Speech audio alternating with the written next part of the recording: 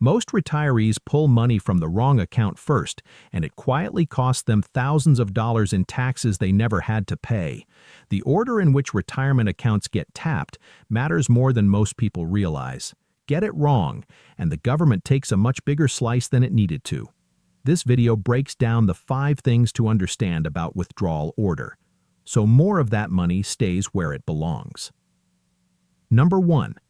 Understanding the 3 buckets before anything else. Before even touching a single dollar in retirement, it helps to understand that most retirement savings fall into one of 3 buckets, and each one plays by completely different tax rules. The first bucket is the taxable account. This is a regular brokerage account or savings account. Money that went in here was already taxed when it was earned. So when it's time to take it out, only the gains, meaning the growth, are taxed, not the whole amount. And if those investments were held for more than a year, they're taxed at the long-term capital gains rate, which for many retirees is lower than their regular income tax rate. Some retirees even qualify for a 0% capital gains rate on long-term holdings, depending on their income level in a given year. The second bucket is the tax-deferred account.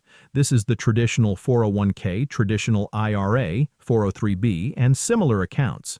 Money went in here before taxes were paid on it, which felt great during the working years. But every single dollar that comes out in retirement gets taxed as ordinary income. This is where the government has been patient. It deferred those taxes for decades, but it absolutely wants to collect eventually, which is exactly why there's something called a required minimum distribution, and that will be covered in detail very shortly. The third bucket is the tax-free account, primarily the Roth IRA and Roth 401k. Money that went in here was already taxed up front, but the growth and the withdrawals in retirement? Completely tax-free, as long as the account has been open for at least 5 years and the account holder is at least 59.5 years old. There are also no required minimum distributions on a Roth IRA during the original owner's lifetime, which makes it one of the most powerful tools in a retirement income plan. Here's the thing most people don't think about. It's not just how much is saved, it's which bucket the money is sitting in and which bucket gets touched first. That decision has real tax consequences that play out over the entire course of retirement. Number 2. The traditional withdrawal order, and why it's a starting point, not a rule. For years, the most widely shared advice on withdrawal order has been this: start with taxable accounts, then move to tax-deferred accounts, and leave Roth accounts for last. According to sources like Vanguard and Fidelity, this traditional order makes logical sense on the surface. Taxable accounts are the least tax-efficient over time because dividends, interest, and capital gains get taxed every year. So spending those down first lets the tax-advantaged accounts keep growing untouched for as long as possible. The strategy is simple. Use the regular brokerage or savings accounts for living expenses in the early years of retirement. Once those are gone, shift to the traditional IRA or 401k, and then, only when needed, tap the Roth last. But, and this is a big but, just following that order blindly without thinking ahead can actually create a tax problem later. Here's how it plays out in real life. Imagine someone retires at 65 with most of their money sitting in a traditional IRA. They start spending down their taxable accounts and pay very little in taxes those first few years. Great, right? But once the taxable money runs out, they're forced to pull everything from the traditional IRA. Now they're taking out large amounts every year, and every dollar is taxed as ordinary income. On top of that, once they hit age 73, they're legally required to take money out whether they need it or not. Those are the required minimum distributions. Suddenly, the tax bill in later retirement can be significantly higher than it needed to be. T. Rowe Price has noted that while the conventional order keeps taxes low in early retirement, a more thoughtful strategy, one that deliberately draws from multiple accounts at different times, can lower the total tax bill over a full retirement and potentially add years to a portfolio's lifespan. So the traditional order is a starting point, a useful framework, but it's not a rigid rule, and for many people it's worth adjusting. Number 3. the required minimum distribution problem nobody warns retirees about. Here's something that catches a lot of retirees completely off guard: required minimum distributions, or RMDs. According to the IRS, once someone reaches age 73, they are required by law to withdraw a minimum amount from their traditional IRA, 401k, 403b, and similar tax-deferred accounts every single year. There is no getting around this. It doesn't matter if the money isn't needed. It doesn't matter if there's plenty of other income. The IRS waited a long time to collect those deferred taxes, and at age 73, it's time to pay up. How is the amount calculated?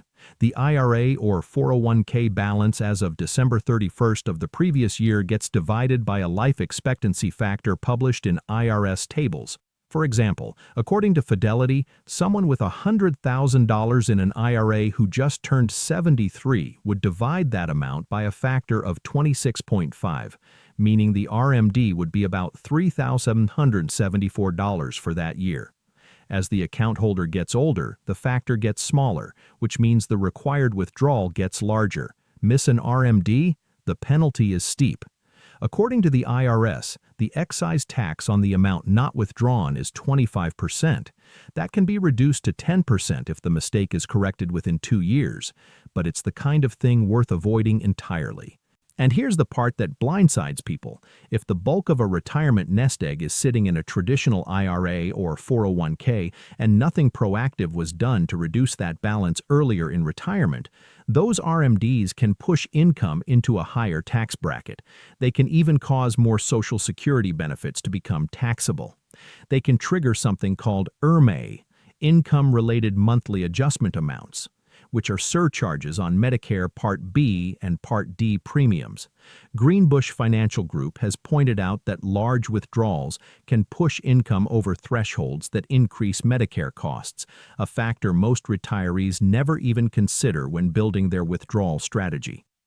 This is why planning around RMDs isn't just about following rules. It's about managing income strategically throughout retirement.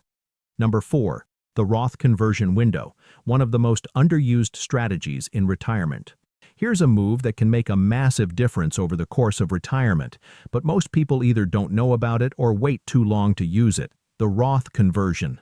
A Roth conversion means taking some money out of a traditional IRA or 401k, where it will eventually be taxed, and moving it into a Roth IRA, where it grows and can be withdrawn tax-free. The catch is that taxes have to be paid on the amount converted in the year the conversion happens. So why would anyone want to do that on purpose? Because of timing. For many retirees, the years between stopping work and when they start claiming Social Security and before RMDs kick in at age 73 can actually be years of relatively lower taxable income. There may be little to no earned income, Social Security hasn't started yet, and there are no mandatory withdrawals forcing income higher. This window is sometimes called the Roth conversion sweet spot, and using it wisely can reduce future taxable income significantly. According to Kiplinger, the key is to convert in amounts that don't push the tax bracket higher than it needs to be. It usually makes sense to do conversions gradually over several years rather than moving a large lump sum all at once. One big conversion in a single year could actually push into a higher bracket and wipe out the benefit. It's also worth noting that the IRS requires any Roth conversion to have occurred at least 5 years before that money is accessed. Otherwise, taxes or penalties may apply. So waiting until age 70 to start converting and then trying to use those funds at 72 might create a problem. Earlier is generally better.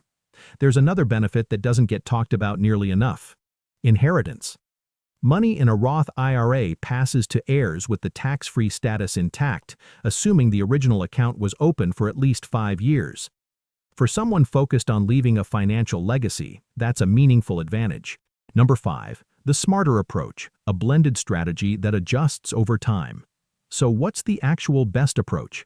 After going through all of this, there's a straightforward answer, and it's also a frustrating one. It depends. But that doesn't mean there's no guidance. There's actually a very clear framework that experts from Fidelity, Vanguard, T. Rowe Price, Kiplinger, and others consistently point toward. And it's called a blended or proportional withdrawal strategy.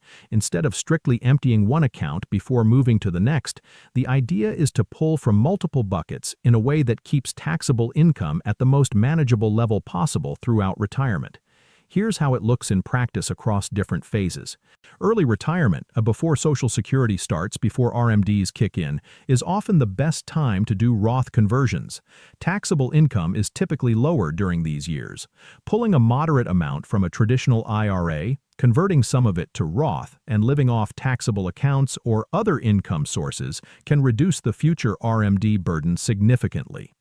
According to Greenbush Financial Group, early retirement often comes with lower taxable income, which opens the door to pulling from pre-tax accounts at favorable rates, shrinking the size of future RMDs and avoiding a higher tax bracket later. Mid-retirement, once Social Security starts and income rises, is generally when a mix of taxable and tax-deferred withdrawals makes the most sense. The goal is to stay within a comfortable tax bracket without triggering more Social Security taxation or Medicare premium surcharges. If a higher-than-normal expense comes up in a given year, a home repair, a medical cost, a trip, that's often a good year to pull from the Roth, since Roth distributions don't count as taxable income and won't push things into a higher bracket or affect Medicare costs.